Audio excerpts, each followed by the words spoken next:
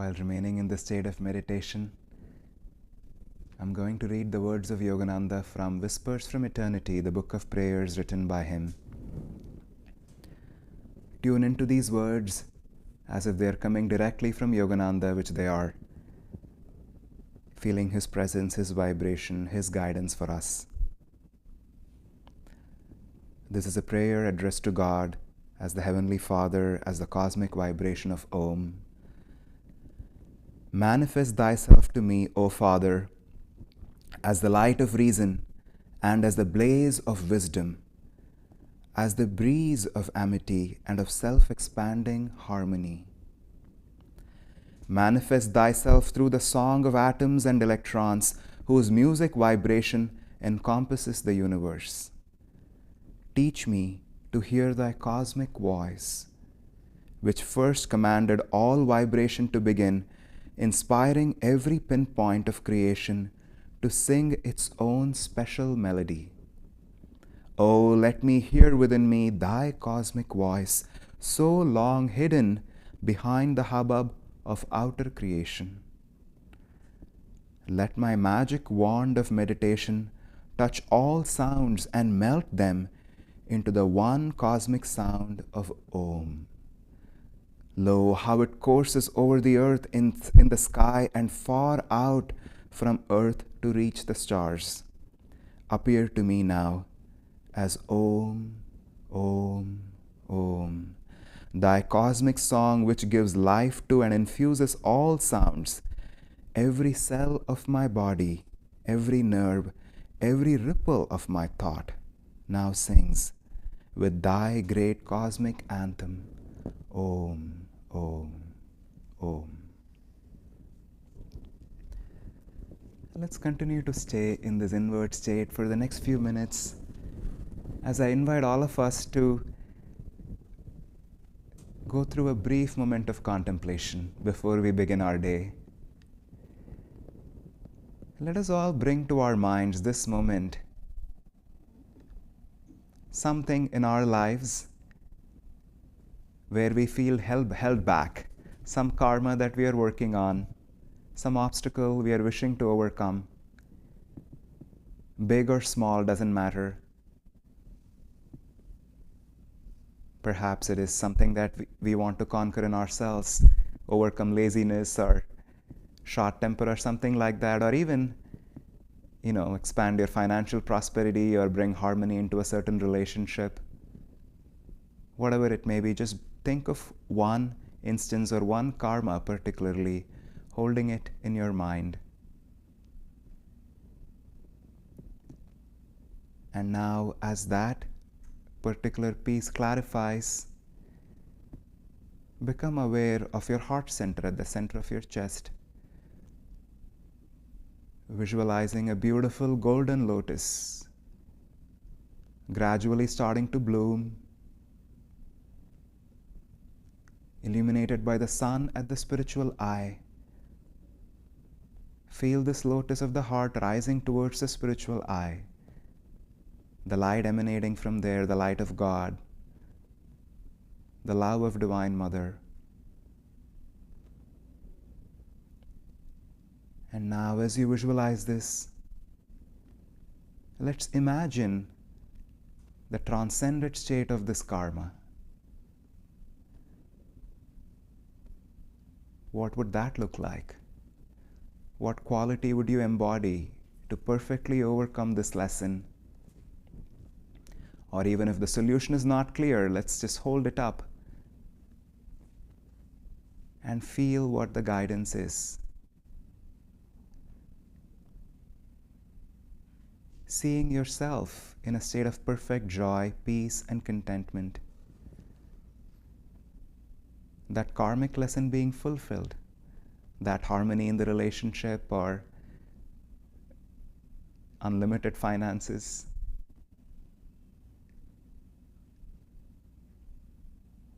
Great energy, peace. All that we wish to have, let's visualize ourselves in that perfect state for this particular karma. And while we are visualizing that, I invite you to think of one phrase or word. You don't need to share this at all, but just for yourself, to clarify this process and hold this as we go through this day of retreat together. How would you describe this state of transcendence?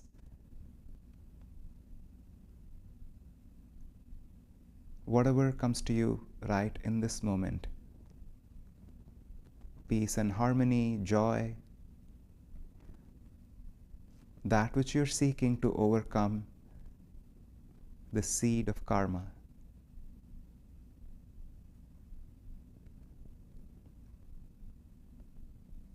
Let's continue visualizing that and hold that for the next few seconds before we open our eyes.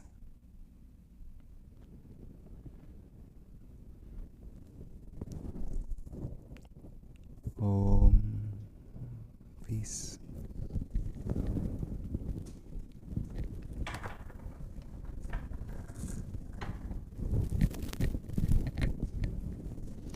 Any of you wish to write anything on the notepad at any point, you're welcome to, even from this brief exercise that we did.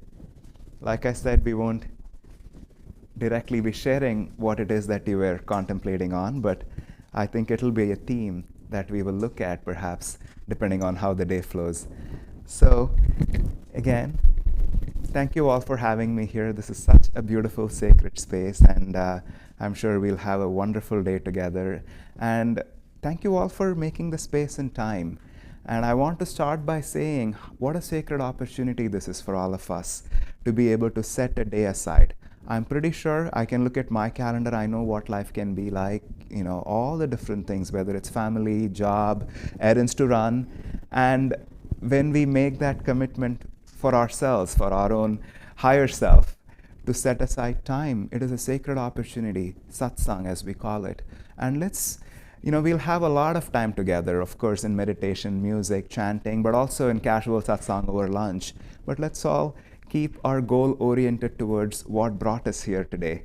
And the title of the retreat, if I'm right, if I'm not mistaken, is The Healing Power of Om, the Melody of Love.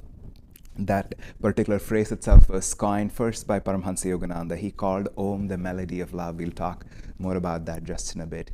So we are going to talk about that, but in essence, all that we are exploring, discussing in any of these satsangs, in any setting, is what is my next spiritual step? How are we going to expand our consciousness? How do we get closer to the spirit within us, to God, to these gurus, if you are relating to them in that way? But wherever we are, that's all we are exploring. So all of these topics, all these subjects are just a way in order to tune in. And I can tell you from my study the last few days, it's the perfect setting and the topic to do that. But that could be said about most things too that we talk about here at Ananda.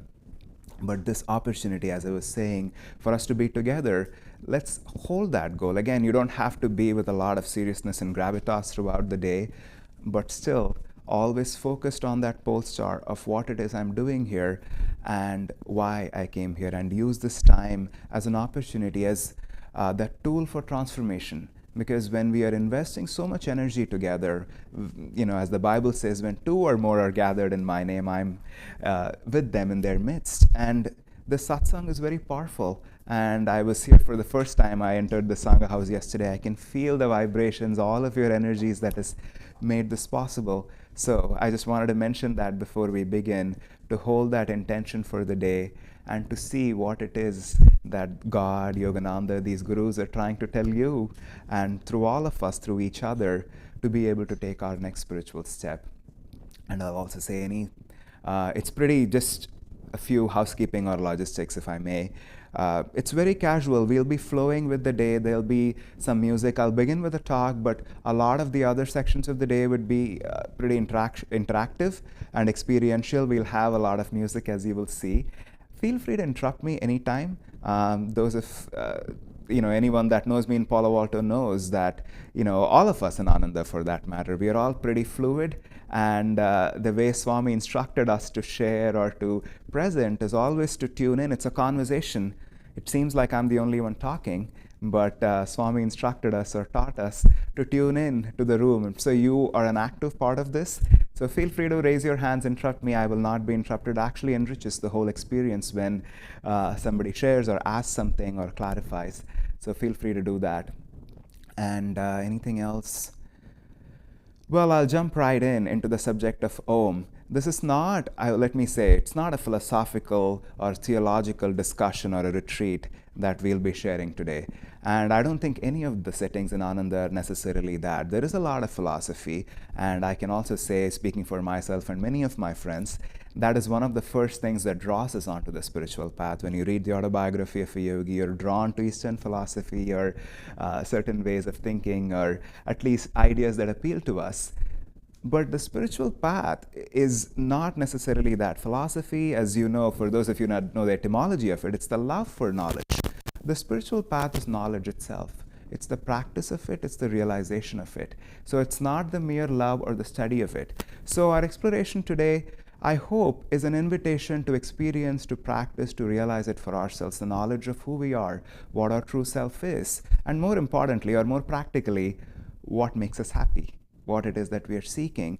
And the subject of Om itself can be approached in many ways, and I wish to, through the next few hours of both sharing and doing things together, see how it practically applies to us in our own lives. What does this mean to you right this moment? What is this idea of Divine Mother, of healing? The melody of love, what does that even mean? What is the Om vibration we are talking about? Why do I say Om, Amen every time I pray? How do I tune into it more deeply? How do I make this more powerful for me in my own life? And for those of you who have learned techniques from this path, how do I re-inspire my meditation practice? And especially there's a particular technique, you can talk to Supriya Maitri if you have not learned it yet, called the Om technique, which Yogananda gave on the path to Kriya Yoga, learning Kriya Yoga. How do I re-inspire and continue to enrich that practice in order to tune into that vibration? So that's the exploration that we'll be going on today. And I'll start by, I'm going to pull my whiteboard just in case I choose to write anything.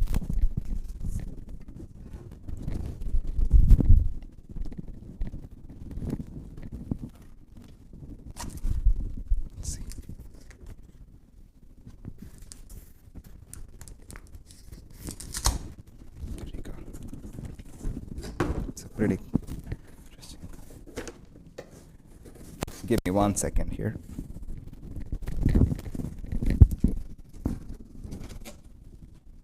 There you go.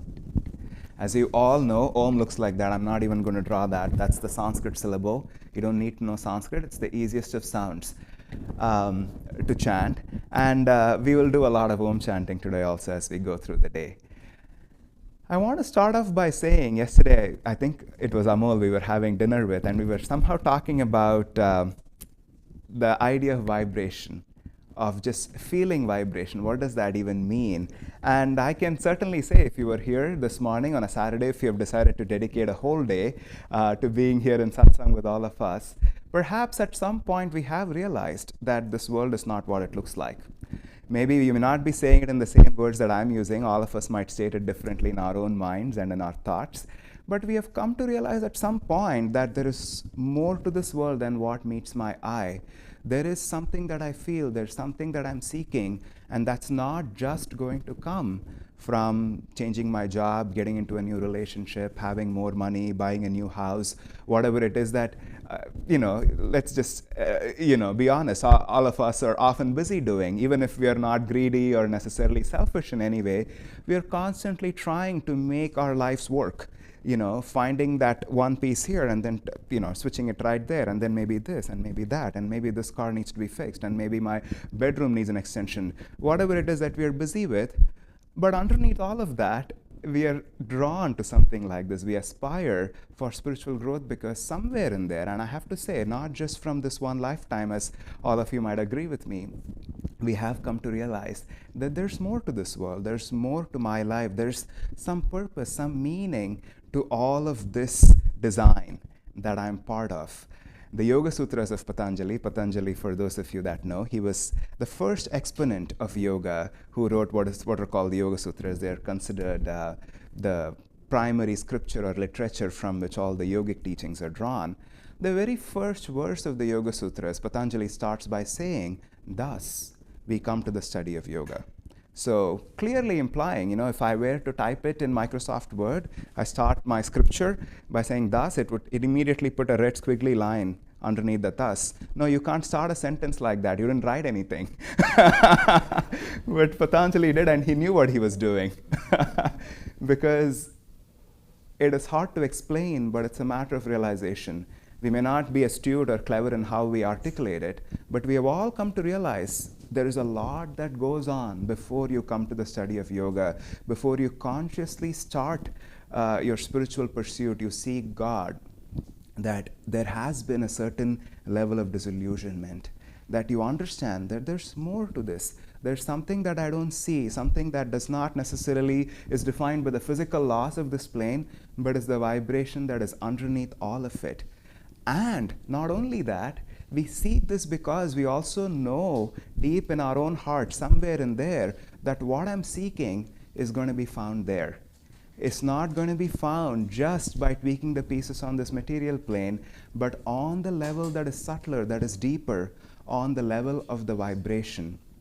And that's where we come to the study of the Om vibration itself. What does Om mean?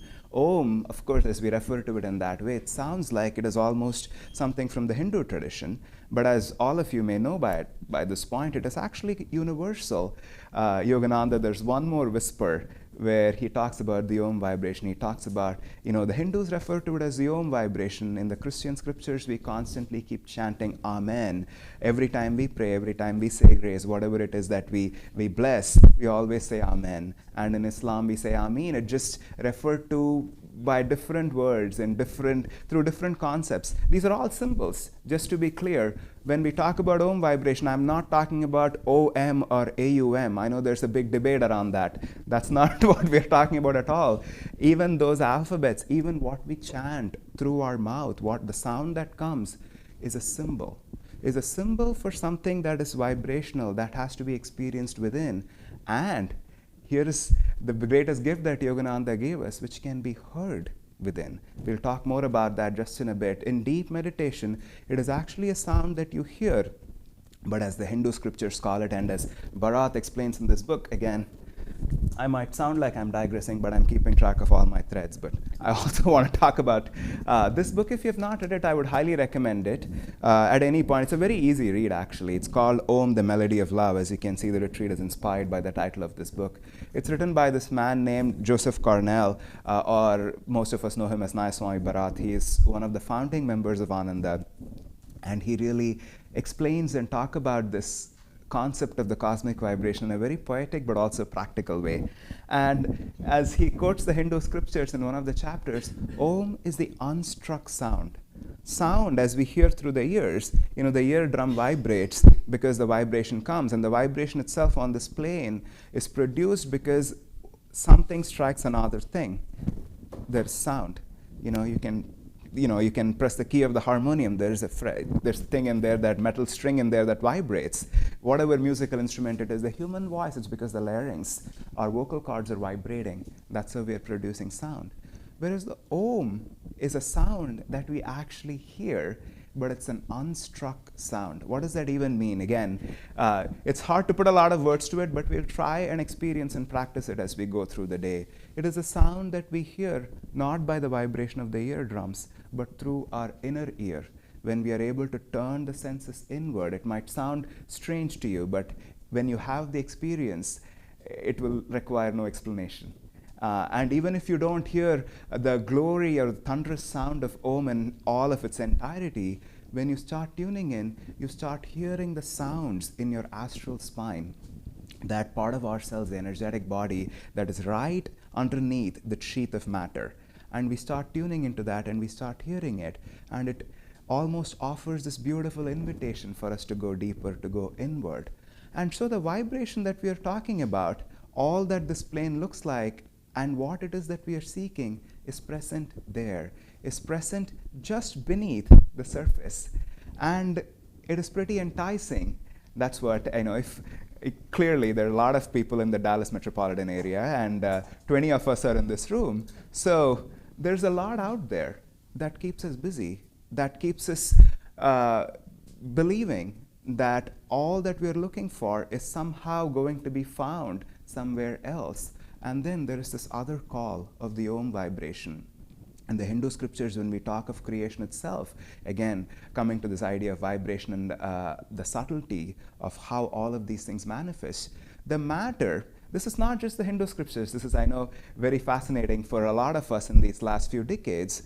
Quantum physics and relativity, a lot of modern physics is going back to the same ideas as taught by the Eastern teachings, that the world of matter as we see it is not as solid as or as real as it looks. Again, Swami Kriyananda writes about it, and in the autobiography of a yogi, Yogananda makes a lot of proclamations and a lot of very progressive ideas that he presents there. They don't sound as progressive when you read them right now, because you have to understand it was written in 1946. But if you go back and think about the fact that when Yogananda wrote the book, so much of what we know about quantum physics, about relativity, about even the science of, even something like the theory of relativity was not popularly known at that time. Einstein had not come up with that. And what has all of this taught to us? You know, this whole idea, where am I going with all of this, is that matter itself is a manifestation of something subtle. You might wonder how it's possible, but that's what physics also implies, that energy is the substrata that manifests itself as matter. Matter is a reflection of a subtler reality, which is essentially energy. And the yogis go even further. They talk about vibration as being a subtler reality even than energy as thought, and the simple movement of vibration as being subtler than energy, and even going further, consciousness as being the most fundamental reality from which all of this emanates. In the Bible, the Genesis is rather cryptic. A lot of the sections of Bible are rather cryptic, but for those of you that have any familiarity, it starts by talking about the Word. In the beginning, there was the Word was God, the Word was with God. And, it's almost, without any judgment, it's almost naive when people think that the Word that is being referred to the Bible is the Bible itself. There was no language, there was no communication, there was no written script. You're talking about a point in space and time where no creation existed. There couldn't have been a darn book before there was anything. It's just not possible. The word that it is talking about is simply an emanation from the stillness of just the primordial vibration. And that's what Om is. As the Hindu scriptures talk about it, again, it is a little cryptic, but it's a little more clear than other scriptures. The spirit itself is stillness. God, when we touch that cosmic spirit in meditation, all motion ceases. There is no movement, there is no thought, there is no thinking, there's no experience, because we go beyond it. There's pure feeling. There's no past, there's no future, there's no present. There's just one whole of just experience, of just pure being. And in that state, there is no vibration. And that state, when it starts to express itself, that's how, again, the Hindu scriptures talk about how that pure spirit wanted to express, wanted to expand. And that's when the first vibration emanated from it. A very small part of that spirit started vibrating. And that primordial vibration is what we refer to with the symbol of Om. And this vibration did not stay there. The vibration kept vibrating, because it starts to move away. If spirit is like this, and then there's the vibration, and then the vibration vibrates more. And then it goes, the first form that it takes is, as the vibration starts to intensify, it becomes thought. It becomes that first expression of consciousness on the causal plane. There's first, as soon as there's vibration, think about it. Again, I don't want to go Stephen Hawking on you, but there is no space or time in stillness. As soon as there's vibration, there's both space, there's time. Because this moment it's here, this moment it is here. There's this beautiful image in the Indian scriptures of Divine Mother as Kali. Not one even a lot of Indians themselves prefer to actually have on their altar. Yogananda was deeply drawn to that form of Divine Mother. There are many interpretations of how Kali is seen. But one of the explanations that's close to my heart that I've always imagined, for those of you that are Indian, the word Kali simply means time. She's the personification of time. She's seen as a destructor because time destroys everything. Time is the equalizer. Time is the ultimate healer. Time heals everything. Time levels everything. And that's who Kali is. And Kali is Om. Divine Mother is Om. And what this vibration is, it produces time. It produces space. As soon as it starts vibrating, there is distance. In stillness, there was no space. And then all of this is emanating from pure spirit. I was talking about Stephen Hawking because, again, for any of you that have read his famous book, Brief History of Time, he talks about the space-time continuum as the fabric of creation itself, of how we are pre-programmed to somehow interact with this world in the space-time continuum. Again, I'm not going to go deeper into it because it can sort of boggle your mind to think about it that way. But it is true. Why is it that we assume that future follows the present or past happened before present? All of this, he talks about it as being the fabric of how our mind perceives and experiences reality and not an essential nature of the universe itself. And he's not just presenting a philosophy, he was mathematically arriving at this through laws of physics. Again, that's what the yogis said. That's what the yogis have been talking about through their experience of the cosmic consciousness, of the state of pure stillness, that this vibration creates an illusion of time. Even this idea that there was Friday and now there's Saturday, there's Sunday, it's an illusion that was created by this vibration. And again, moving past that, once there's space and time, then the vibration continues to expand. It continues to move farther and farther away from that stillness. Then there's thought. And that thought becomes the blueprint. And that from that thought, from that blueprint, when the vibration intensifies, there's actual energy. And energy, when it intensifies, it starts to appear as matter. And you might wonder again, the easiest way, the example that Swamiji often used to quote talking about this, is you can just think of a ceiling fan. I know Texas has a lot of ceiling fans, which are not commonly seen in California. You can just imagine the fan when it's not running, when the switch is not on, it just has 3 wings. And then you turn the fan on, it looks like a solid disk. And science tells us that's what matter is. That's what matter is. Matter is just whirling electrons at a very, very high speed, giving us an illusion of solidity. I cannot go put my hand through this because it looks solid. But again, science tells us, quantum physics tells us that's just an illusion. That there's basically, it's just vacuum, but with electrons, very tiny, tiny particles spinning at such high velocity that it starts to look like matter, it starts to behave like matter. And then there are these 5 senses. We interact with the world through the 5 senses, and guess what? We somehow believe that that's all there is to reality. And that in itself is an interesting thing to contemplate on, for us to think that just because I can see, touch, hear, smell, taste something, I assume that there are only 5 aspects to this universe. I just assume that there's nothing more to this tree except its color, its size, its hand feel, its smell. That's the entire definition of the tree. But if you think about it, it's not the entire definition of the tree. It's all I can perceive of the tree. It's that part of that vibration that is accessible to me when my consciousness is completely identified with matter. Now, why are we talking about all of this is because for us to simply understand, or it seems so self-evident, that when we are able to pull slightly away, expand our perspective, expand our consciousness and pull back from our deep commitment and association with the senses and the material plane, we start to realize there's more to this tree than what meets my eye. There's more to this one tree than I will ever know with my rational mind, with my senses, and I can feel it.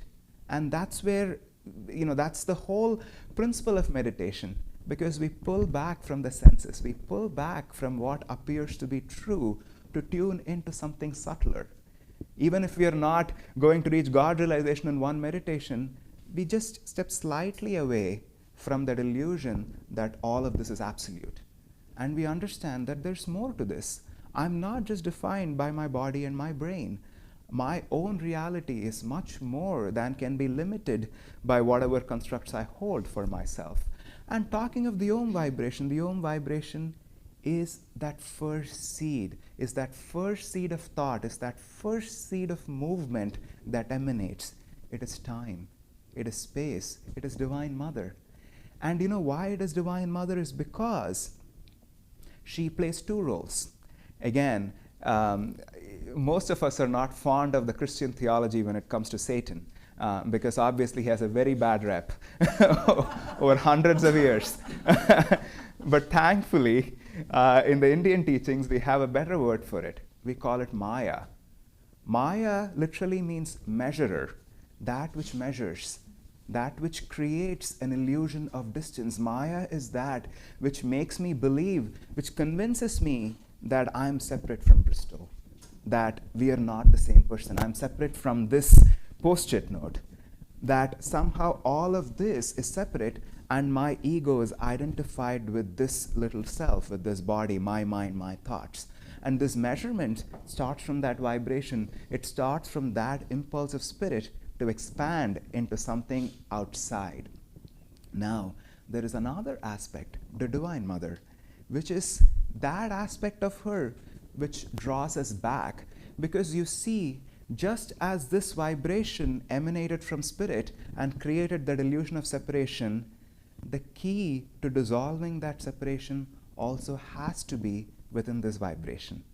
It's not going to come from anywhere outside. In the 13th chapter of the Bhagavad Gita, for those of you that don't know, is an Indian scripture. Again, it's Yogananda used to call it the Bible for the Hindus. It's an absolute, one of the highest scriptures in the Hindu religion, and it's a conversation happening on the battlefield. It's part of a big story called the Mahabharata. I'm not going to go into any of that right now. Some of you may be familiar with it. And there are two characters in the story, Krishna and Arjuna, and they both are, in this conversation, they're symbolizing. Arjuna is symbolizing the seeker within all of us, the disciple, and Krishna is representing Guru, but God himself incarnated in human form, who has come to teach and liberate his disciple. And the whole of the Bhagavad Gita is a conversation happening between the two of them. I'm not going to throw a lot of Sanskrit words out here, but there are two words that I wish to use. I was thinking about it yesterday, and I think they're helpful in the concept of understanding Om itself. The Bhagavad Gita uses the word Prakriti, Purusha and Prakriti. I'm going to write them down in case it is helpful. Let me. Oh, it's right here. You don't have to remember any of this, but still I'm.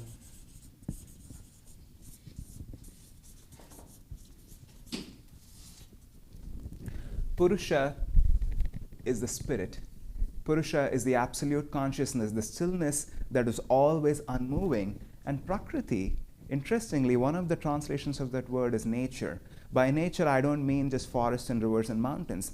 Nature is simply nature. You are nature. I am nature. Everything is nature. It's the natural aspect of being as it is manifested. And the Gita says, Purusha and Prakriti are essentially the two sides of the same coin of how this universe works. There is spirit and there's nature, and the spirit manifests as nature. And then Krishna goes on to say, there are two aspects of Prakriti. And he calls them, I hope you can see, it doesn't matter if you don't, because we'll move past this very quickly. He calls them Para Prakriti and Apara Prakriti. Those are the words he uses. And these are the two aspects of Divine Mother that we are talking about, of vibration itself. And what these are simply directional. The two aspects of vibratory creation itself, one that draws us away from spirit and one that draws us towards spirit, both of which manifested from the Om vibration. Para Prakriti is that aspect of nature that is constantly calling us back to dissolve all those limitations, all those things that have made us believe that we are separate from everything that there is. And Apara Prakriti is that which keeps us bound in that state of always being drawn. And as the Gita goes on to say, Apara Prakriti is another word for Maya. Maya is essentially our commitment to the senses. Again, some of you are perhaps practitioners of Kriya Yoga, or at least you have heard the word. It's the meditation technique that Yogananda taught. In the chapter on Kriya Yoga, chapter 26, again, even if you have not read the autobiography of a yogi, then there's a treat waiting for you, first of all. Please buy the copy before you leave today. You do not want to miss out on that. And there's a chapter 26. Again, you can read that chapter even if you have not read anything in the book. The book is free online, so you can also go home and read it on your laptop. Chapter 26 is called The Science of Kriya Yoga. There's a lot that Yogananda talks about in that chapter. And I can quote almost half of the chapter. I have read it so many times. But there's one part in that chapter where he talks about the process of meditation itself, of how just sitting in silence is not sufficient for us to be able to gain inner mastery, for us to be able to control the restlessness of the mind. And then he goes on to say, it is because the life force that is flowing through our body has tied our mind to our senses. And that life force is constantly directed outward through the senses. So the mere fact that we are in a physical body almost puts us in a position of disadvantage, because our senses are constantly trying to draw the mind outside of its center in the astral spine. And then he goes on to say, so you're not going to be able to undo all of this and somehow calm the restlessness of the mind simply by sitting still. We need a technique or a method to be able to reverse the flow of this life force, to be able to draw this away from the senses. And that is what Kriya Yoga is, but that's what any true practice of meditation is. Because what do we do in meditation? We sit still, we don't move our bodies, we close our eyes, we don't expose any visual input, we are not, sometimes people might enjoy guided meditations, but for the most part, meditation is silence. So we are not hearing anything. We are trying to turn the senses off, at least externally. But the life force is still committed because of this apara prakriti, because of that maya that is constantly pulling us outward. Again, the material plane is almost inherently tilted. The plane of matter is always playing for the side of maya to draw us, to commit us to the senses. But that is not to say that the para prakriti is less powerful, because that is a much, much more powerful, transforming, healing, inviting call if we are able to tune into it. Because that same vibration that emanates from spirit, that's why we talk about this, we talk about it as the Om vibration, because that is the closest to spirit. When we are able to tune into that vibration, we start to realize that stillness is just behind this tiny, this thin little sheath of vibration. We start to experience it. And that's the way we tune into it. That's the way it invites us. So both of these are aspects of Divine Mother. As I was mentioning Kali just a few minutes ago, Kali is, for any of you that have seen a picture or image of Kali, it's a pretty gory image. It's not the most inviting form of Divine Mother that you might want to welcome into your home. But she represents exactly that. She's so close to spirit. She's standing on a corpse of Shiva, who happens to be her husband. And she has a tongue, popping out, and she's holding a big sword in her hand. She has a severed head. All of this is deeply symbolic, and Yogananda talks about it in the autobiography of a yogi. But what that picture, that image represents is that stillness. When she touches, when her foot steps on the chest of Shiva, who is Purusha himself, who is that primordial consciousness that is always still and unmoving, her motion ceases. Her tongue pops out, and she has already severed the head, the self-identity, what we think we are. She has severed it with her sword. And it is that same Kali. If we get confused, if we are drawn into Maya, she keeps us bound in that realm. There's a beautiful poem. There's so many poems that Yogananda loved on Kali, and he translated many of them in his cosmic chants. There's one where there's this great poet named Ram Prasad. He was very dear to Yogananda. He talks about Kali as coming to him as death. He talks about Divine Mother. You come to me when I'm helpless, when I'm lost, when I cannot go any further. You come to me as death in the most beautiful form, and you relieve me. Because that's what happens. Because the Divine Mother, the home vibration that manifested out of spirit, is so infinitely compassionate that we all die. It might sound just almost ironical, because we sort of get stuck. We have done our best, we have learned our lessons, we carry this context with us. I was born here, I was born in India, I am a male, I'm these many years old, I like this, I don't like that, I'm good at this, I'm not good at that. And then with every year, every month, as we age, the baggage gets bigger and bigger and bigger and bigger. And Divine Mother sees, you're not going to be able to get very far with that bag, would you? I think I'm just going to take that bag away from you, and I'm going to give you a new bag. I'm going to put you in a new body, an empty bag this time, and let's see how you do. And that's what we do. We keep going round and round, and it can go to infinity. Again, these are not comforting promises that the scriptures make for us, because the Indian scriptures talk about the cycle of reincarnation and rebirth, and it says if there is a lake that is as big as the sea, just imagine. And then it says, imagine every year there's this bird that flies and it just drinks one water out of the lake. And then the sage tells his disciple, how long would you think, and there's no evaporation, there's no sun, how long do you think it would take for the lake to evaporate, for the water to run out, if the bird is going to drink one drop of water every year from this lake? And then the disciple says, infinite amount of time, millions of years. And then the sage says, that's how many incarnation it takes after an individual soul is manifested from spirit before it reaches the human plane. And then the disciple asks, how long does it take once the soul has reached the human plane to achieve salvation? And the Guru gives even more disturbing answer. He says, then the soul has free will. It can go on as long as it likes. There is no time limit. But that is not discouraging, essentially. It is actually the most comforting promise, because humans, we have free will.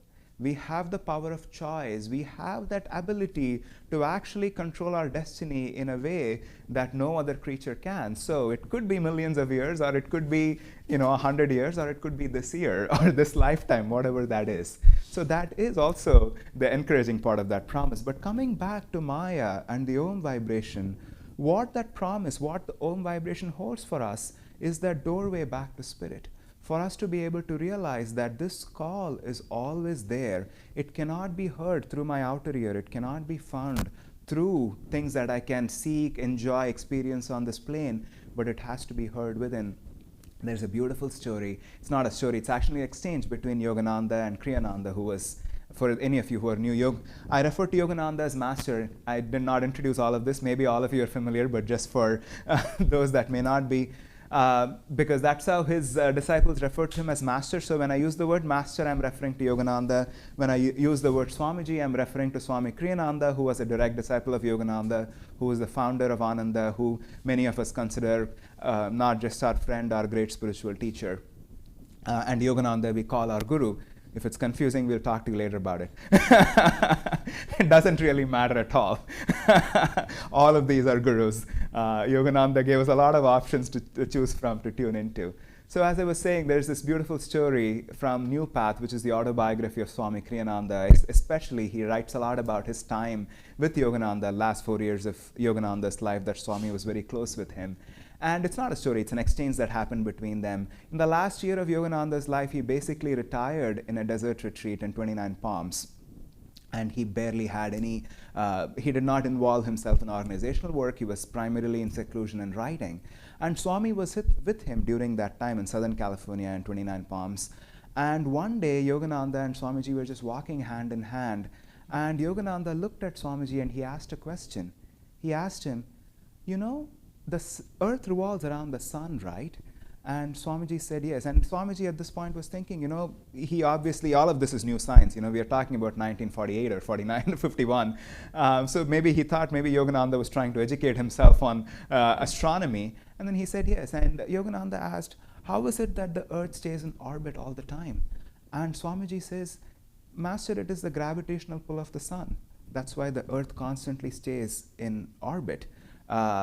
And then he says, how does it work? So how does it stay in the orbit? It's a centrifugal force. It always, because of its rotation, it doesn't spin out. It's a gravitational force. And then he says, why doesn't it crash into the sun if the gravitational pull of the earth is constantly holding in its orbit, if it's drawing it? And then Swamiji says, Master, it's because of the centrifugal force. Once the object sets itself in motion in this elliptical orbit, it's of a certain weight, and sun has a certain gravity. So it's just going to keep doing that forever because of that centrifugal force. And then master just nods his head. So there's this balance between the centrifugal force and the gravitational force that's obviously keeping Earth in its orbit. Again, I'm not giving you a lesson in astronomy. I'm not an expert in any of these subjects. But then Swami writes about this later on, after Yogananda's passing. Many years after his passing, Swami realized actually Yogananda was offering him a spiritual lesson. He thought he was just asking an inane question, and he realized no conversation he had with Yogananda was pointless or somehow of this plane. It was all for some spiritual purpose. And then that was all related to the Om vibration, exactly what we are talking about. What keeps us all bound in delusion? It's that centrifugal force. It's that force that is of Maya that is constantly pulling us away. I'm so inspired. I'm going to start meditating. I'm going to learn Kriya Yoga, or I'm going to practice more Kriya. And then, oh, today I don't have time. I'm feeling a little funny. I'm tired today. I'm going to go to bed tonight, or whatever that is. I don't have to go through that list, or let's not go there. But we keep coming back also. It's not like we ever give up. We cannot give up. Because that gravitational pull also is what keeps us in motion. We are always in motion. We are always seeking. But here is the good news. Here's where we are different from the earth.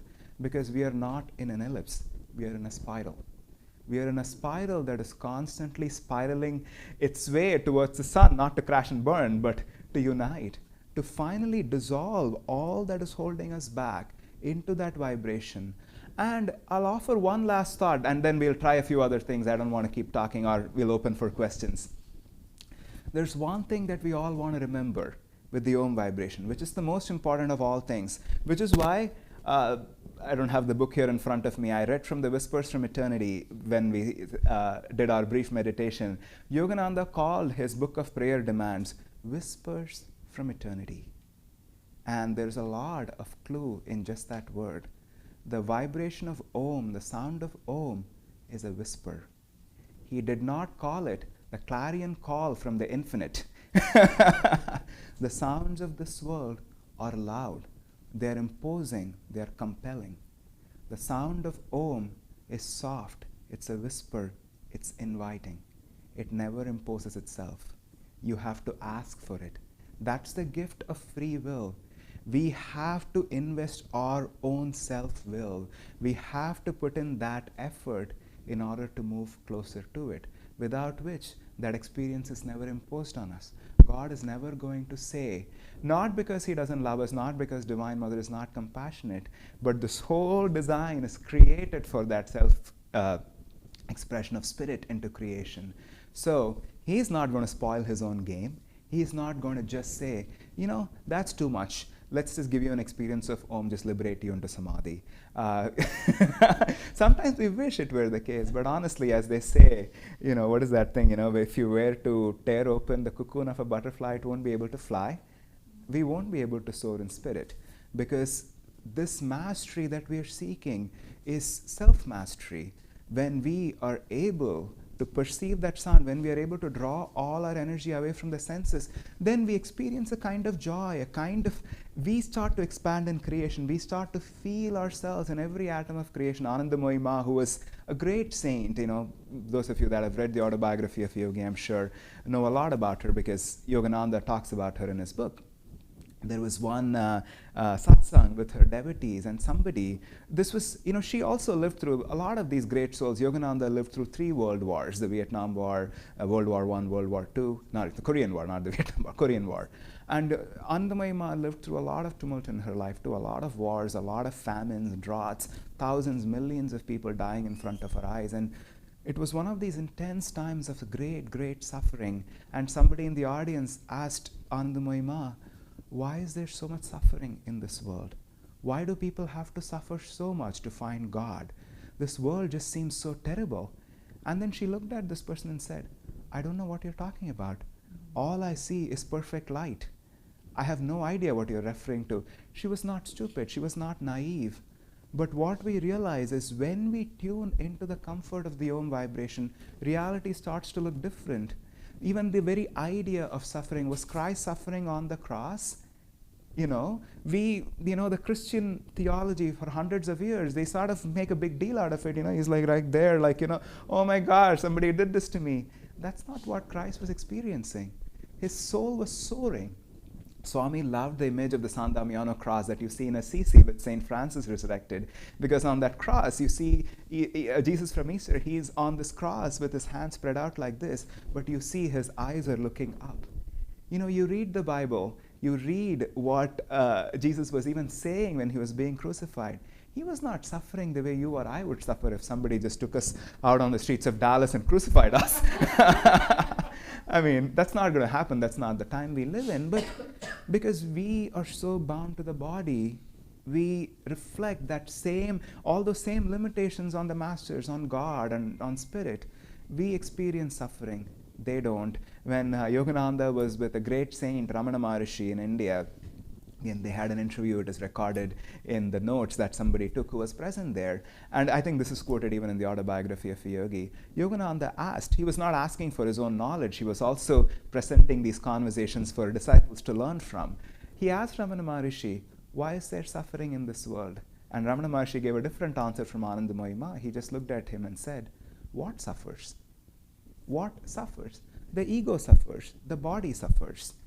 And we are identified with it. I'm not minimizing it, I'm not oversimplifying it, so I'm not saying that it's all a delusion, let's all now live in God. That would also be pretty naive and not where we are all at, or at least most of us are at right now. But what suffers is the ego.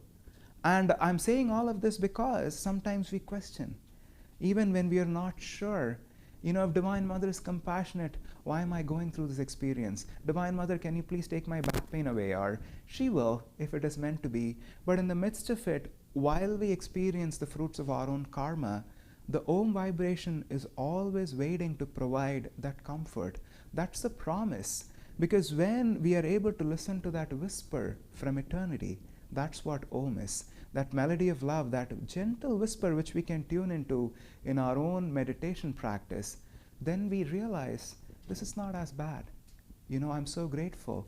In the most simplest of things, it could simply be just realizing, just getting a broader perspective on things. It's just realizing that there are people less fortunate than you. You don't have to complain so much. Or, coming back from Anandamayi Ma and Ramana Maharishi, we don't need to step so far back if we are not able to, but even in simple things, just to realize that the closer I get to this side of the spectrum, when I get closer to this vibration, the more I feel comfort, I feel joy, I feel contentment, and the farther I go from it, I'm suffering. It doesn't matter. How many times have you seen people in your life? They have everything. They have the perfect relationship, a lot of money, great health. They're not happy. How many such people do you know yourself? It's not uncommon. Suicides are the most common amongst people that are wealthy, not amongst people that are living on the streets or homeless. So it is not a function of what you have or don't have on the material plane, but how aligned you are with your own higher reality that decides whether you're suffering or you're living in joy. There's this beautiful shaman story. Some of you may have heard this. It's actually just an image or a conversation between an elder and a new initiate. And the elder is talking about the two wolves that are always talking to everybody. And then he tells this new initiate, who is just a young boy, there are these two wolves that are always talking to you. On the left ear is the bad wolf. On the right ear is the dark wolf.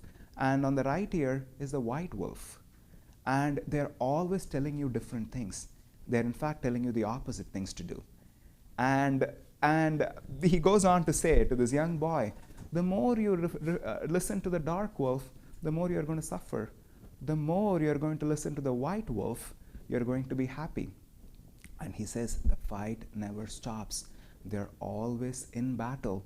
They're constantly fighting with each other. And when he says this, the young boy looks at this elder and asks, who is going to win at the end? And then the elder says, the one you choose to feed. And that's the answer for all of us. The one we choose to feed. Again, I want to share one more image which is coming to me right now. It's from an Indian song from a great mystic saint. He talks about, there's a beautiful poem that he writes as a song. He says, When I was laying down in my dream, I was completely lost to the world, and God was sitting right next to me, cross-legged by my feet. When I stood up, when I got up, when I sat down, he stood up.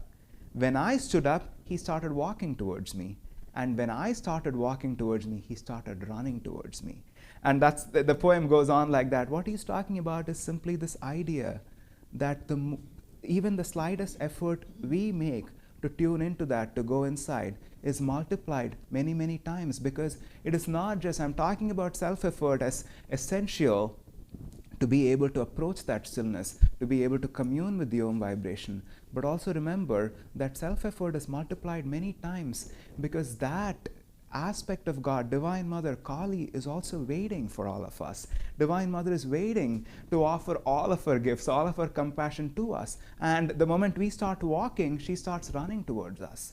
And we experience it even in our meditation. Obviously, there are a lot of obstacles that are presented in our spiritual life. And sometimes people even wonder, am I supposed to be doing this? Am I supposed to? It's just like, I've never had a meeting at 7 a.m. This actually happened to be even. I've never had a 7 a.m. meeting. The moment I commit to meditate till 7:30 a.m., now my calendar has 3 7 a.m. meetings just in the next 2 weeks. How does this happen? Is there a conspiracy going on that anytime I try to do something good, that there are so many obstacles presented? It's not coming from Divine Mother, I can promise you. It's coming from our own past karma, and it's coming as this obstacle course, just as that butterfly was strengthening itself to come out of its cocoon so it can actually soar. So it's given to us as a way to grow, as a way to learn. But at the same time, you will also, I'm sure any of you who have tried meditation, who has been on the spiritual quest for any amount of time, you've also had these experiences. I was just thinking about Autobiography of Yogi. Somebody gave me this flyer. Are not even necessarily related to the path or anything, but even all those ways in which God responds to us, making it clear that when we put effort, he makes his presence felt, she makes her presence felt. So that response, we start to realize that's the whole purpose and the point of all of this. This is a very active, engaged relationship. It's not just I go and write my prayer and wait for a response to come by mail. It is a relationship that we start cultivating, we start feeling. When we listen to the sound of Om, again, as Bharat talks about in this book, it's the most comforting sound in the whole universe. It is an experience that we all can have. The more we tune in, the more we start to perceive it within ourselves, the more it is inviting. It's a melody of love. It is so tempting. And then when you're there, you want to go deeper, you're enjoying it. Then you come out, and there's the other wolf waiting for us.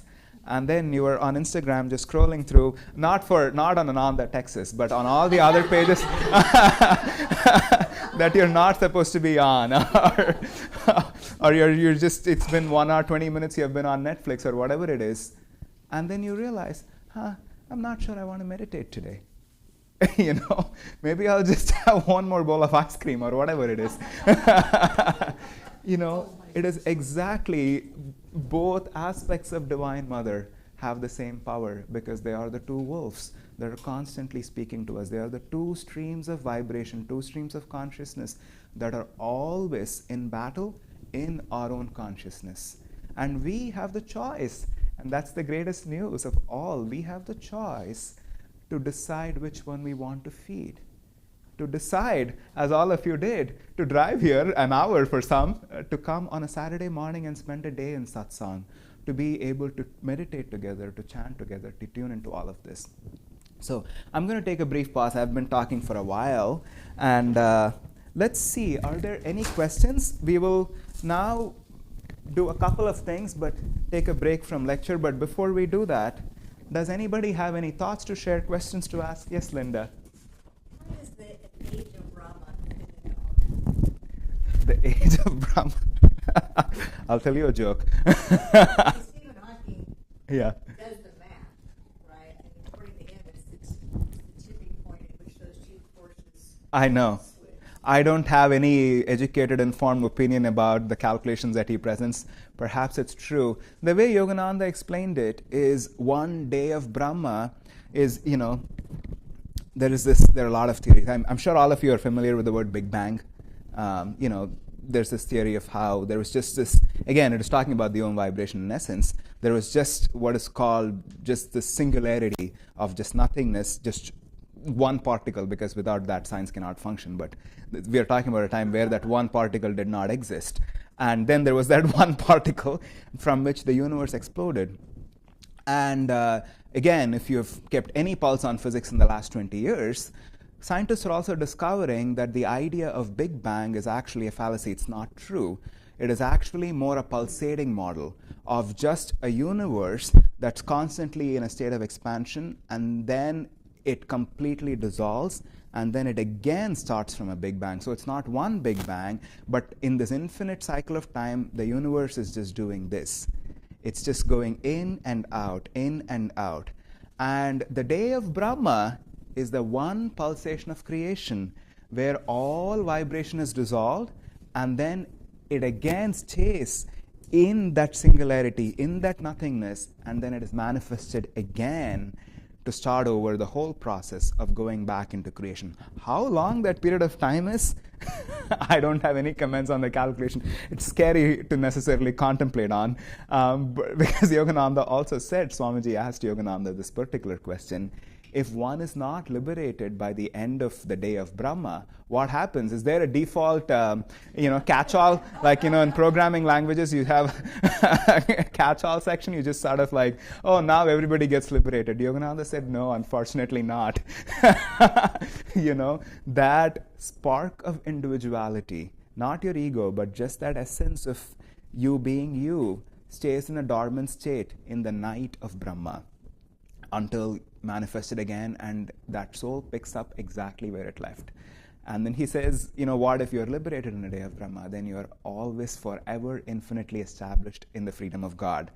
Now, again, I'm not directly answering your question because I don't know how long that is, but it is just interesting to think about. And I'll also just share this, which was comforting to hear from Yogananda. He said, by the time when somebody is consciously seeking God, somebody is consciously wanting to meditate and choosing this as a way of developing their relationship with Spirit, if the entire cycle of your soul's long journey from Spirit is a 24-hour period, we are in the last few seconds. I don't know how long we have come so far, but in relation to that, the journey we have left before we are able to find that freedom is very, very small. Any other thoughts, questions? Yes, Mike. The Purusha, property, Yeah. tension, you might say,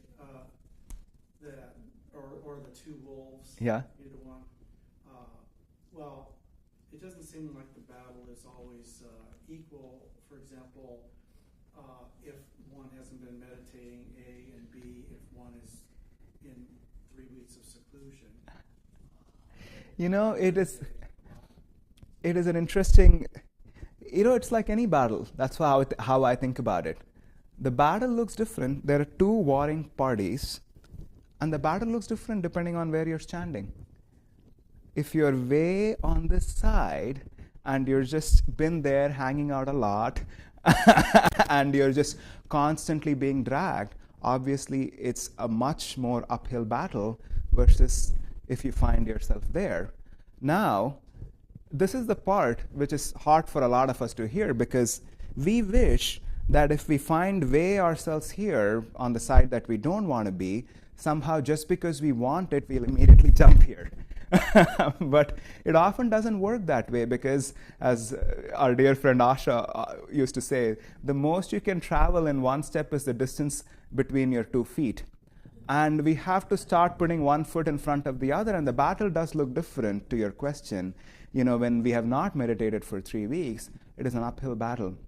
But here is the thing, the longer we do this cycle, because that's the other part I think a lot of us get confused or tempted to believe in, is that we imagine the spiritual path to be somewhat like this, whereas anyone with more than 1 year of experience will know it's more like this. And over a long period of time, as Swami used to say, I don't recommend judging, but if you were to judge yourself on your own spiritual progress, I would suggest doing it over a period of 1 decade. to look at what this decade has been. And we find that as long as we have kept at it, it's like this, but it's also like this, that there has been an improvement in the specific gravity. And where I was going with that is, the more we do that, we realize, oh, we are here again. I've not meditated for 3 weeks. Let me start. I'm going to sit for 5 minutes right now. And that's really pretty much all that it comes down to, is we are all going to find ourselves in holes that we wish we weren't in. And, for lack of a better word, I think the longer we do it, we just get less rattled by that. we are not as surprised because we know how the two worlds work. We know the whole system. We know how it is designed. And we just sort of get up and say, well, what's my next step? And to your answer, it is different. The battle looks very different. And I feel the cycle never stops. And at some point, this is where I think we will talk about it later on in the afternoon. That's why the idea of Om and the vibration being divine, I think, is particularly relevant and important, because we realize also that if you find yourself in a hole, you're not coming out of it by your effort, that you have help. You have help that is waiting for you right there. You just need to ask. You just need to ask, and you will be helped. In the 12-step program, I don't have personal experience with it, but any of you that know anything about it, it's for people with any kind of addiction. One of the critical parts of it's a very deeply spiritual system in its essence, and one of the critical philosophies of that 12-step program is this idea of grace and how one is rescued by grace, because we realize that our own self-effort is never sufficient when you're fighting darkness head-on. When somebody is fighting that bottle of whiskey or whatever substance or whatever it is, that battle is so unfairly tilted to our disadvantage. The only way we are going to be able to win that is with the help of a force that is much greater than us, not just by our own self-discipline, affirmation, I'm going to do it today. All of that is important. And also, while we do put in that self-effort, remembering to ask for help, because ultimately, as they say in the 12-step program, someone is saved, somebody is rescued, ultimately only through grace. And that's what the Om vibration is. Ultimately, through Divine Mother, we are brought out of that battle. So, at least in my own life, and for different people, it's a different battle. For some people, it's 3 weeks of not meditating. For some people, it's like, it's the pint of ice cream sitting in their freezer. For some people, it's their temper. Everybody's battle is different. Everybody's bag looks different. And no matter what it is, we just realize, well, not a surprise. I mean, I still have an ego. I have lessons to learn. That's why I have this body and I have this opportunity to work through it. And let me ask for help. Let me tune in. And, immediately, at least, I can attest, I can add my affirmation to everybody who has come before me. As Master said, when we ask for help, it is real. When we invite one of these gurus or God in whatever form you choose to, even if we find ourselves in that hole after 3 weeks of not doing Kriya, suddenly there's a ray of grace. Somewhere in there, the energy starts to move. And sometimes you never know. You are lifted up from there and placed right here. That has happened to me, and I'm sure that has happened to other devotees on the path too. It's just like sometimes it's so non-linear. Divine Mother's compassion is not rational. So when we appeal to Divine Mother's compassion, sometimes you can just be lifted out of that side and placed here. She knows what is right. If you have done your part, if you have not done, she's going to just keep presenting more warriors on your side so you can muster more force. Amol, were you going to say something? You talked about sun and earth, right? Yes. And you said the forces are equal, centrifugal and the pull. But in our case, it is a spiral. So how are we saying that it's a spiral of what phases? Well, I'm going to try to give a shorter answer for that. Just to add to what you were saying, I don't think I said they're equal. They keep the earth in a state of balance, but it doesn't matter. You're asking me, how do I know it's a spiral? First of all, apart from the fact that all the great traditions and scriptures talk about it, What makes it a spiral? That's the first idea that Yogananda explored. I'm going to go on a slight tangent, but it's related to the question you're asking. At the age of 17, Yogananda knew that his mission was in the West, that he was going to travel outside of India. He was somebody who didn't speak English, who just was, he became a monk when he was a teenager, and his whole life was in Kolkata. And then he decided to travel by ship to Japan. And that was his first foray outside of India, to understand, to tune into a world that was outside of the boundaries of India, to see how he could carry these teachings of yoga to a land where the context does not exist. And he wrote the notes in Bengali, and then he tried to translate it in English himself. And then he handed these notes to his friend Dhirananda at that time, who published that book as The Science of Religion. Swami felt that Yogananda his language was more pompous than what Yogananda would have written. So Swami also wrote that book as God is for Everyone. Now, why I'm giving all of this background and story is because I think Yogananda answers that exact question in that book. I can always say it's the design of creation, but we can also tune into it and feel it for ourselves, because what Yogananda says is every atom in creation is imbued by its very design to believe that happiness is its own right, that it's going to continue seeking happiness. Whether it's a plant that is going to grow in the direction of where the sunlight is coming from, whether it's a caterpillar that's going to seek a moist ground, we are all pre-programmed to seek happiness and to avoid suffering. And you prick a caterpillar that, has as little a brain as you can imagine, or it perhaps doesn't, I don't know the anatomy of it, but it's going to immediately coil because it doesn't want to suffer. And even the tiniest microorganism or even non-organisms, that's why Yogananda has that chapter with Bose in Autobiography where he talks about pieces of metal that respond to consciousness. Now, how is that related to your question of it being a spiral? Because we are always on a progressive journey. Every atom in creation, because of its inherent design to seek happiness, is always seeking to expand. A lizard reaches the limits of how much it can experience in a lizard body. I'm going to be eating flies and I'm just going to be awake at night. I'm going to do this. And it is, of course, has a balance of happiness, sadness, whatever the lizard experiences. But given a choice, that lizard is looking at that dog or cat in the house and I want to be that. Why? Because the lizard inherently is designed to think that greater my awareness and experience of reality, greater my potential to experience joy. And that dog, all of us have seen dogs, have interacted with dogs. I'm sure we are all mysteries to the dogs. We are all gods. You basically control the whole universe. In our little world, we might feel powerless. But to the dog, we are just gods. You decide you have infinite access to food. You can go to any room you want. You can go out for walks anytime you wish to. What would the dog want? The dog inherently knows that if it were a human, its own potential for happiness would be greater. As much as there's a lot of suffering on the human plane, we all chose to be on this plane because we also inherently know that this happiness is going to come from expanding our awareness, expanding our consciousness. So coming back to your question, how do I know this is a spiral? By the very human experience of how we relate to reality.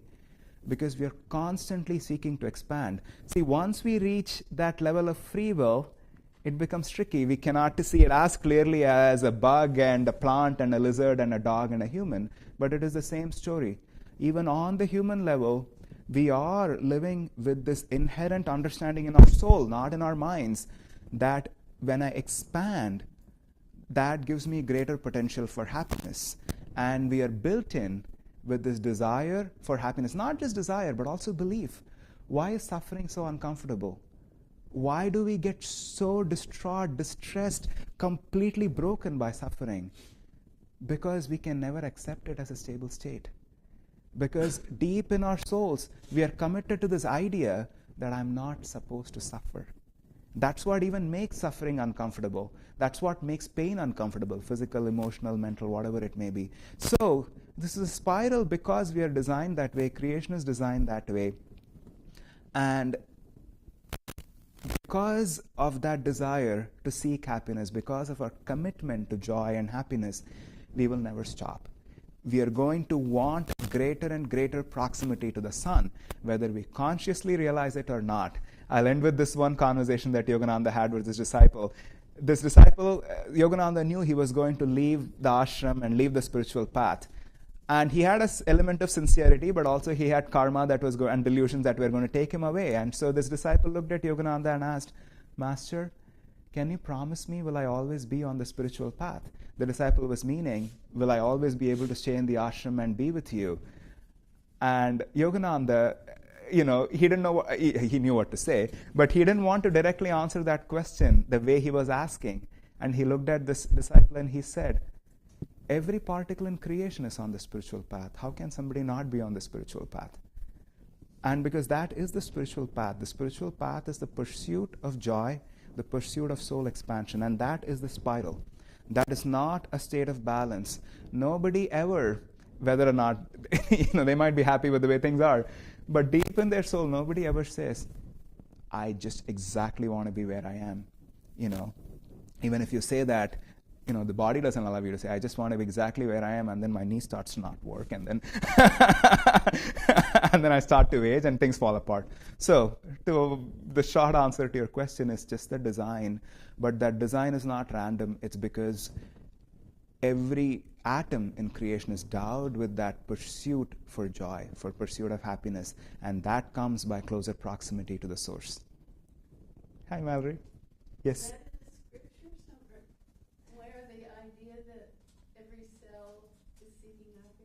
That was the way Yogananda expressed it. But it is in the scripture. The chant that I opened with, from joy I came, for joy I live. It is the same idea. It is actually from the Upanishads. It's a translation from a Sanskrit verse. So it is exactly what, even the Indian word for God that we say, Satchitananda, Yogananda translated it as ever existing, ever conscious, ever new bliss. And that is that which everyone is seeking, every being is seeking, but in truth, every atom is seeking. Because every atom, again, even in the Christian, not in the Christian tradition, but in the Yogananda's interpretation of the Christian teachings, that reflection of Christ consciousness is dormant in every atom in creation.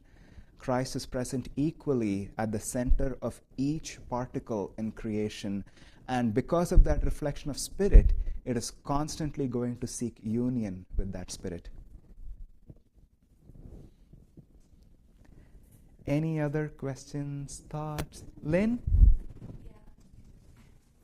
If you're constantly seeking the expansion and happiness and fulfillment, what happens when somebody ends up committing suicide? Well, Yogananda did say that that's one of the, it's first of all deep darkness. Suicide, specifically addressing, is not good karma because it is a negation of life itself. It's a negation of life. Even before addressing that, to think of death in itself, nothing happens at the time of death. That's how Yogananda put it, Swamiji put it. You just drop this bag and you are who you are.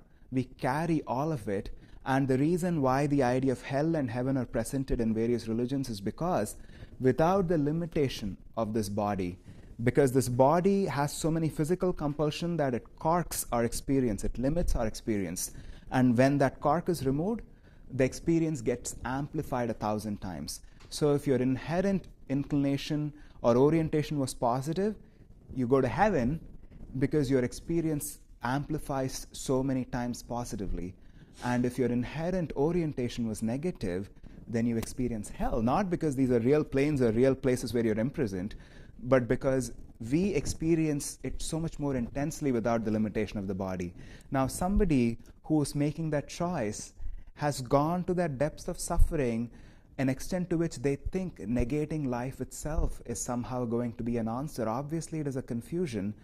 And unfortunately, they do experience that even after they leave the body. Whatever the intensity of the suffering was that pushed them to that limit of taking their life, it only gets amplified when they leave their body.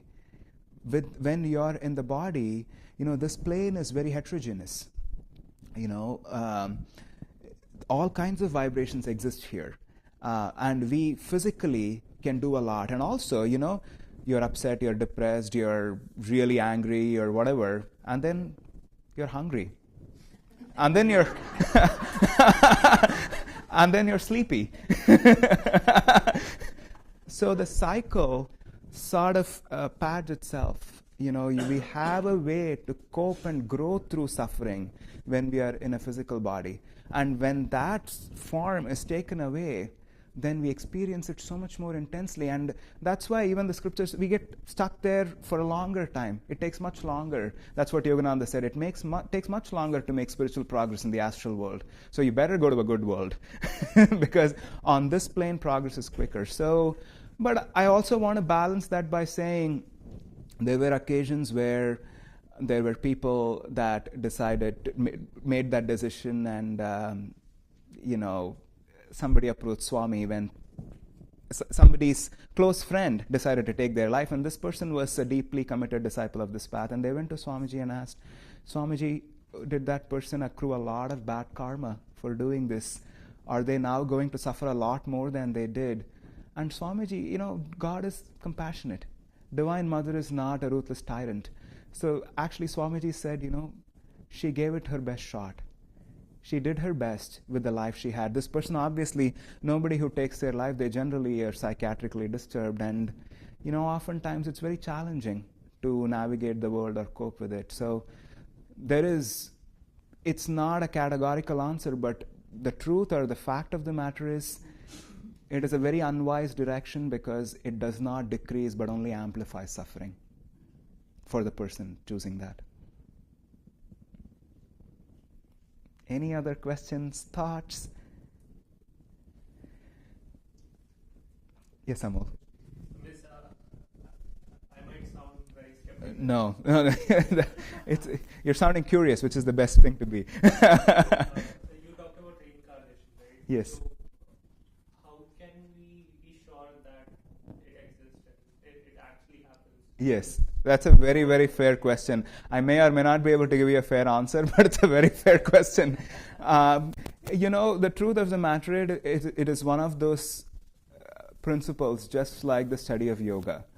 Reincarnation, there are two parts to it, I'll say. One is, if something cannot be a part of our realization or of our faith and understanding,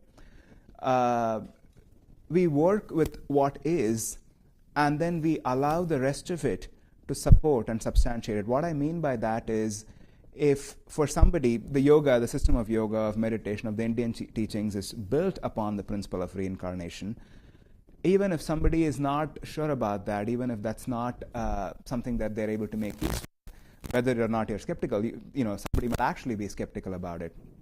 You don't have to directly face into that question. You work with things that are part of your experience. It is really important, because yoga is a science, meditation is a science, to work with things that are part of our experience.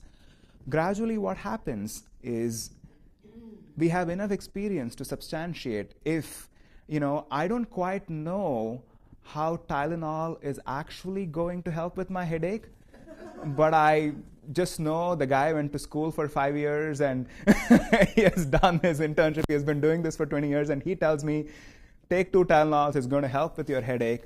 And I found it working. But still, to this day, perhaps most of you in this room, unless somebody is a doctor, I think. Anyway, but I don't know what it does. So part of it is we work with our experience. Reincarnation is one of those things. It offers a lot of explanation for many things and many ways in which things work in this world. How exactly is the design? What is the system? What is the mechanism? I don't know. And at the same time, oftentimes we also look at our life experience when we just step away. This is the other side of it. When we just step away from the senses and exactly what the rational mind processes and comprehends and look a little past, it is not hard to find proof. Even just the way we feel, even just the way we connect with people. Sometimes you just I just don't like that person. The first time I met him, I just love this lady. I want to be her friend. Or, these type of things are not accidental. They're not just a personality trait. Personally, now all that apart, personally coming to my own experience, it would be very hard for me to even imagine a world outside of reincarnation, because what that would imply is we are all products of simply our DNA and our upbringing. That just doesn't add up in that same way to me, because I know my parents, I know my grandparents, I know my own upbringing, and I don't feel, I'm speaking for myself only because I know me better than most other people, and I don't think that is a sufficient context and explanation for my life experience. I think my own journey this far has been informed, influenced, governed by things that just cannot be explained by the context of these 36 years that I've lived on this plane. When I first, everybody has their story. When I first, I'll tell you, I'm just briefly, I was 11 years old. My brother was 9 years older than me. And so I was 11, so he must have been 20, and he was in college at that time. And one of his friends came to our home. I had never heard of meditation. I had never heard. I grew up in a very religious family, but traditionally religious, spiritual too, but not necessarily into anything new age. And my brother's friend walked into my house at that time, and he said, and we were just chatting. My brother was doing something else, and I think I was friends with him too. And he said, I heard about this book.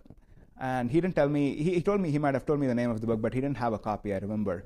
And it's a very interesting book. And I asked him, what does it have? It talks about a person who, if he chooses, will not appear on a photograph. And it talks about this other man who fights tigers with bare hands.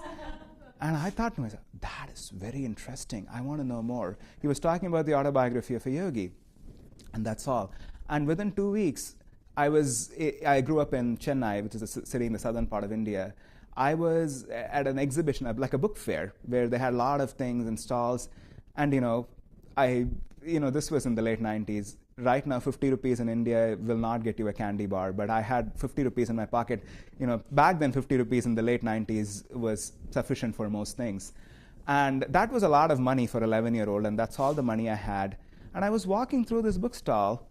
I noticed the autobiography of a yogi at a distance. I don't know what they were selling, what bookstall it was. I didn't even read the title. It was just in this funny font, and I looked at that picture of Yogananda, and I thought, that's the most beautiful picture I have seen. Who is this man? And, it's so funny because your mind just works in these interesting ways. It took me a long time through the book to realize that he's dead. I was reading, but he's not dead. He has left his body. But it's just like, as a boy, 11 years old, I didn't read the book at 11. I read a few pages.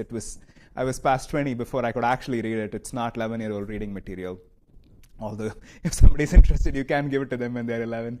But I'm sharing that story with you because I don't think there's any explanation. And, there is no explanation. And I knew that these stories were there. I probably did not get past 10 pages when I was 11 years old. But I just liked that picture. And I carried it with me. I went to a different city for college for 4 years, and then I went to a different city to work. And I would always put this book the first thing in my bag. And one day, I was traveling by train. It was a long train ride. I'm like, I need to take a book with me because I'll want to read. And then that was the day. I'm giving you a short synopsis of my autobiography, but it's not. There's a lot that happened in between. It's not as relevant. But I'm sharing all of this because on one level, a lot of things can be coincidental. A lot of things can just be how things work. Even statistically, they may not be as off as something that is quite probable to happen. But from my own feeling and experience of it, I know that I was not drawn to this photo just because it looked a certain way or I had developed a certain preferences in 11 years of my life. There was something else that was calling to me, that was speaking to me, and there would be no way for me to put a context to it except that I've had past lives where I have some familiarity with something. Even if Yogananda did not have that body, even if I was not with him, just like vibrationally it was speaking to me. Anyway, that's the longer, non-rational explanation for it. Yes, Supriya. I would love to add something to that. Please. And I'll try to keep it brief. But my experience is I was a very staunch Catholic up until I was in my mid-30s. Yes, probably dogmatic and all that good stuff. but the fact that the God I knew wasn't the God that people were talking about, the one who was going to condemn babies if they weren't things that they said. And so I knocked on a door to learn meditation, and I had already taught myself through a book, but now I knew there was more, but I didn't know what that was, and no way could you leave the Catholic Church in my family or in my mind either. And so when I learned to meditate, happened to be with Ananda, who had just opened their center 2 weeks before. I didn't know any of that. And it was like I heard mention of the word reincarnation, and I went, oh, that's hogwash. Because I had never even heard of it, but it was like not a possibility. Many months later, as I was attracted more to meditation and to my teachers, who were so joyful and accepting of this staunch Catholic, I brought up this reincarnation thing. I said, I heard of it, but no way. She said, put it on the shelf. And I thought, oh, well, I can put it on the shelf. As long as I don't have to believe in this. Fast forward, all I can say is it started through the years making a little more sense, a possibility. The fact of past lifetimes was like, I think I really was with Jesus. I even saw that, in past lifetime. You probably were. So that could be reincarnation. So it kind of came down to another shelf. And long story short, it started to make logical sense to my mind. So it was like, well, now I'm going to accept it because it sounds logically maybe possible. And then it went to an inner knowing that, for me, this is a real, not only a possibility. I believe I have reincarnated. So that's my story. Thank you for sharing. It's very helpful. Oh, well, it was not part of my life, but you see, that's my story. If I may add. Please. Yeah, so see, everybody is given life purpose, and I didn't know that because, like you, I will be like, why I'm suffering? We suffer at different points, and you can't see the kids suffering, right? So I went through so much hardships in my life, and there came a point where you ask for God, and you get the answers. And at some point, it's just I got to interact with archangels. Now it is, I don't know how it happened, but there is this whole power that, how you get to get the book and how they come in your lives because they're meant to at point that you are supposed to do some spiritual progress or what. And then I got such a help and I got to know what is my life purpose. And I got to know my daughter and me. I have been daughter-mother combination for so many life cycles, and we are reincarnated again to, make the new progress, and I will have another birth again. So there is this whole divine power that is kind of controlling what we go through, why some experiences happen, and whatever, we seek, and it's a spiritual progress. I will take birth again, but I will be, doing Kriya Yoga, and I will be, kind of burning the bad karma, whatever, through that process, and I will be going towards liberation. So it is the whole mechanism of us taking birth after birth and going towards liberation. And in that, we don't know how many births we'll be taking. So, Thank you for sharing. I don't need this right, but Oh no, everybody has their own journey and experience, and as Yogananda and Swamiji also presented a really good role model for us to always stand on the bedrock of your experience of reality. Like Supriya said, put it on a shelf because if it's not part of your experience and your reality, it's not helping you. What is? Is meditation helpful? Is what is it that we are seeking? Is that peace of mind? Is that joy? Are we able to consciously move towards that and able to experiment and test with whatever we are learning and apply it and find benefits? And that is all that actually sticks and matters at the end of the day. So we will have a lot more time for discussions and other things in the afternoon, but now I want to shift some energy a little bit. Why don't we do a couple of songs? And we are not going to perform for you, but you are going to sing with us. So I'm going to hand this out. They're very simple songs, and they're written by Swami Kriyananda.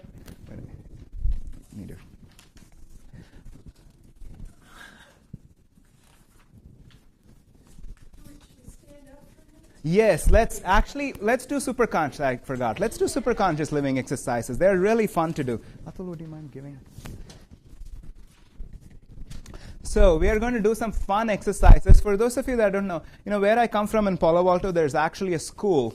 We have an Education for Life school with almost 100 kids now. And it is a real joy to watch the children doing these exercises.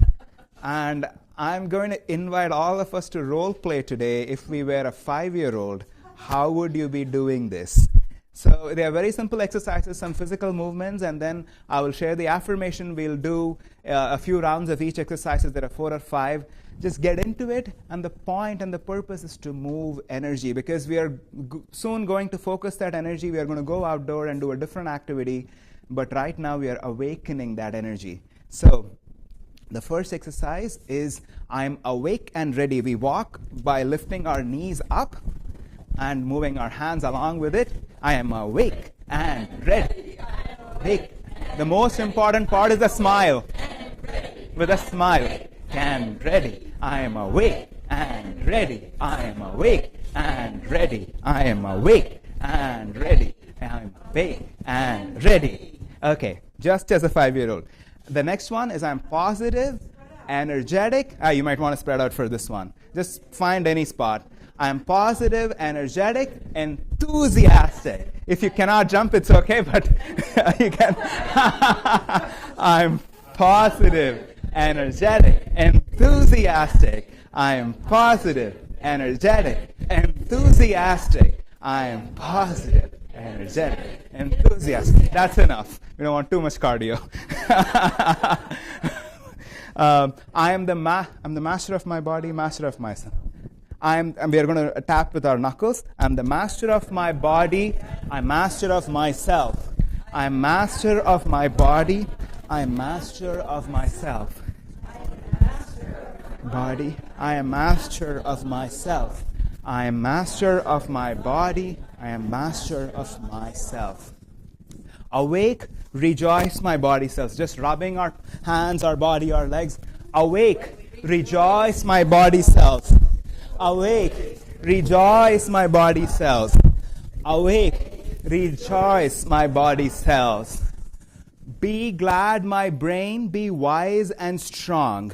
Be glad my brain, be wise and strong. Be glad my brain, be wise and strong. Be glad my brain, be wise and strong. Awake my sleeping saint, awake. Awake, my sleeping saint, awake. Awake, my sleeping saint, awake. Awake, my sleeping saint, awake.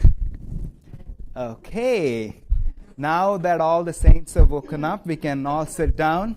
And I think you have a lyric sheet. We will sing together. Maitri, would you like to join us?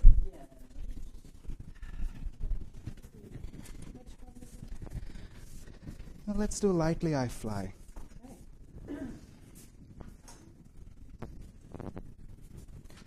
Swami Krinanda used to say, if you want to know me, listen to my music.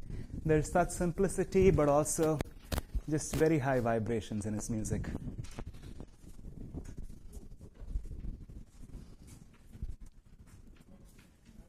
Okay, ready to fly lightly?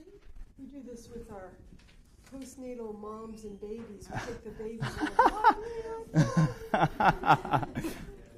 That's a good idea. All right, everybody ready? I just want to hear your voice. Me. Oh. That's great. Now we're still, there we go. This is the intro.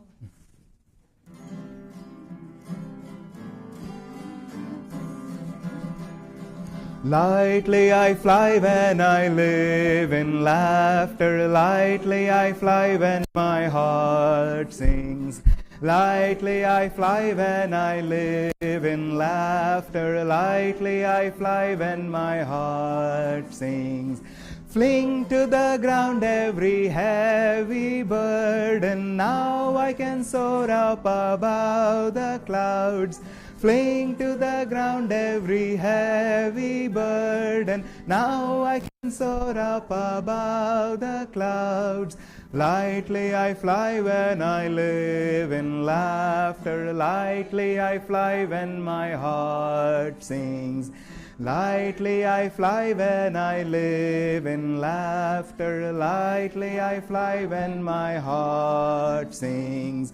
Fling to the ground every heavy burden. Now I can soar up above the clouds. Fling to the ground every heavy burden. Now I can soar up above the clouds. Lightly I fly when I live in laughter. Lightly I fly when my heart sings. Lightly I fly when I live in laughter. Lightly I fly when my heart sings. Let's do Guide Me, Lord. We can do with or without. We'll do the other one in the afternoon.